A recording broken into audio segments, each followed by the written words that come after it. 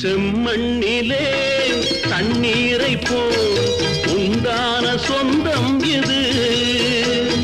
சிந்தாமணி ஜோதியை போல் ஒன்றான பந்தம் இது. தங்கை அல்ல தங்கை அல்ல தாயானவள். கோழி பாடல் நான் பாட பொருளானாள். ஒரு தங்க ரதத்தில் பொன் மஞ்சள் நிலவு, ஒரு தங்க ரதத்தில் பொன் மஞ்சள் நிலவு.